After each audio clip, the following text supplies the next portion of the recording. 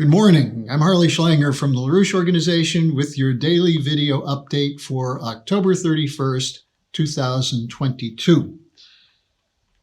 Well, in a pre-Halloween scare, Barack Obama appeared at a rally in Detroit, Michigan on Saturday night and met something that he hadn't expected.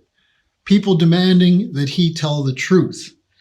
Now, we're at a point where the truth must be told about the warmongers if we're going to stop a nuclear war, because there were some ominous developments that occurred over the weekend, including on Saturday the 29th, where the pro-war NATO forces launched a dangerous escalation with a drone attack on Russian naval vessels at the Port of Sevastopol, the Black Sea port.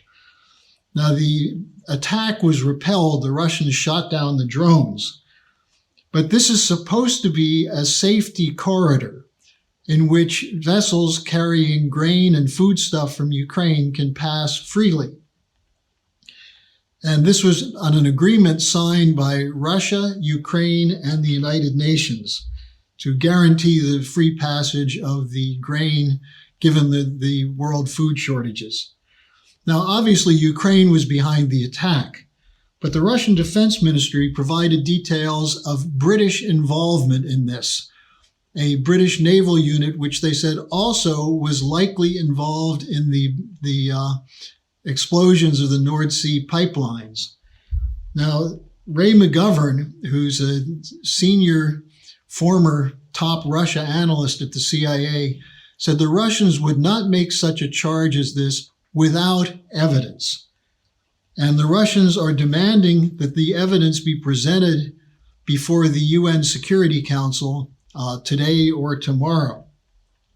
Now, as a result of this attack, Russia suspended the shipments through the Black Sea for safety reasons. And what did Tony Blinken say about this? He said, this is the Russians weaponizing food. Well, the point is that the Ukrainians signed an agreement with Russia and the United Nations and then attacked the ships. This is not Russia weaponizing food. This is the same pattern we've seen repeatedly, including in the fact that Ukraine broke the agreements made at Minsk II to stop the shelling and fighting against people in the Donbass. Now, this is the July 23rd Black Sea Grain Initiative. And again, it has to be mentioned that the Ukrainians are the one violating these agreements. The Russians announced they have fragments of Ukrainian drones with Canadian-made navigation modules in them. So this will all be presented at the UN Security Council. Well, we know what will happen. The British and the United States and maybe a couple of other countries will defend them and lie that there's no evidence, that it's not clear what happened, and on and on and on. But it is clear. The evidence should be presented and should be analyzed and then actions taken. You have to confront the creators of the false narratives. Now, that's why what we're seeing being done by fearless LaRouche youth organizers is absolutely crucial in preventing a blow-up into World War III. The latest event was the intervention in Detroit on Saturday where Barack Obama was speaking. But leading up to that was a powerful intervention against Alexandria Ocasio-Cortez, which has millions of views on the social media, where she was completely reduced to attacking the interveners as being rude. And what did they say? They said, you lied. You promised you would fight against the people in power, and instead you're doing their bidding.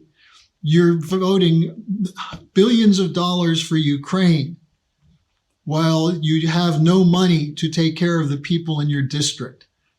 Now, a similar event took place in Massachusetts, an intervention against Elizabeth Warren and another member of the squad. And then Ilhan Omar was confronted, another member of the squad. And each of these exposés were posted on social media. And what happened is most interesting. Squad members and a total of 30 progressive Democrats signed a letter to President Biden calling for negotiations. It wasn't a very good letter overall. It wasn't the full truth, but it did at least say there should be negotiations. Within 24 hours, they repudiated the letter, said it was a mistake. They withdrew it. It showed that these so-called courageous left Democrats are cowards when confronted by the military-industrial complex. They submitted to the demand to back down and allow the war to continue. And by the way, the billions to be voted for the war. So on Saturday night, Barack Obama was out on the campaign trail. Now, why is Obama on the campaign trail? Well, the Democrats are in big trouble. And they're in big trouble largely because they continue to support Biden's policies, including his policy of sending tens of billions of dollars of weapons, supposedly to Ukraine, to fight the Russians. At a time when American families are having difficulty making ends meet. Families are cutting back on spending on food, on energy, on electricity, on transportation. The country is heading toward what everyone acknowledges is a recession. But more importantly, the whole world economy is collapsing because of the failed policies demanded by the City of London bankers and the Wall Street bankers and enforced by global NATO. That is the military force of the United States, the UK, and the NATO countries. Now, there's tremendous opposition to this from the global South because they're also being victimized, but including increasing opposition in Western countries. So LaRouche Organization activists have taken it upon themselves to demand accountability from the people responsible for this, including the so-called liberal squad members who, after promising they would do everything they could to help take care of people who are in dire need, continue to vote a blank check to the Biden administration's war policy.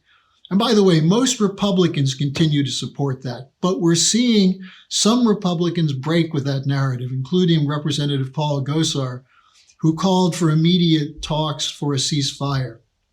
So in this context, Barack Obama is put on the campaign trail to try and rescue the Democrats. So he appeared at a large rally sponsored by the Democratic Party in Michigan on Saturday night. Two organizers called him out.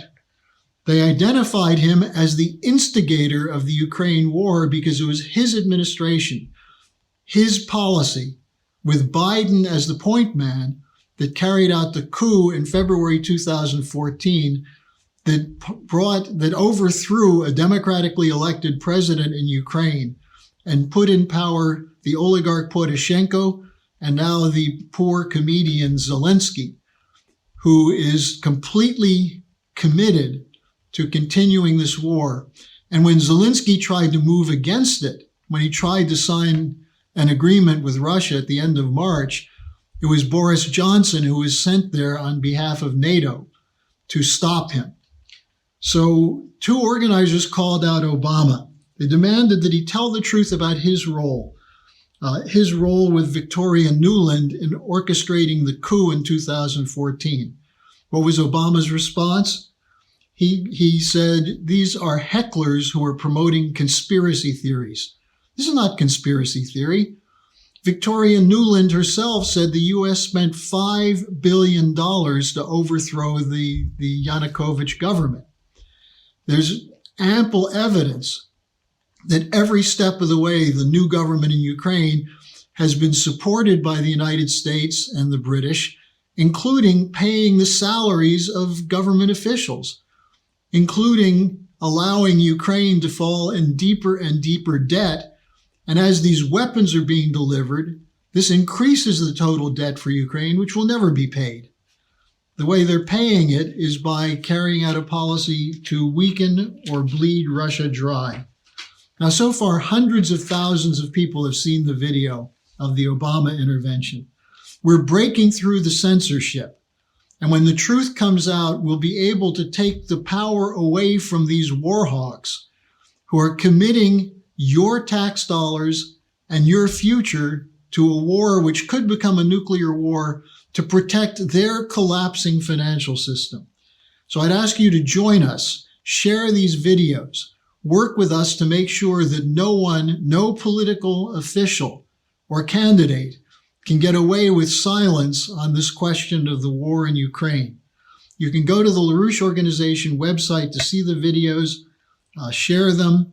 Later today, we'll be posting my new article on the real lessons of the Cuban Missile Crisis, which show that war was avoided by negotiation, diplomacy, and recognizing the legitimate security interests of the other nation. This is something which must occur today. It should have occurred back at the beginning of this year, but it didn't. And now we're in a war that's costing tens of billions of dollars and thousands of lives because of that failure. So thanks for joining me today. Share these videos, work with us, and just watch out who comes to visit you on Halloween.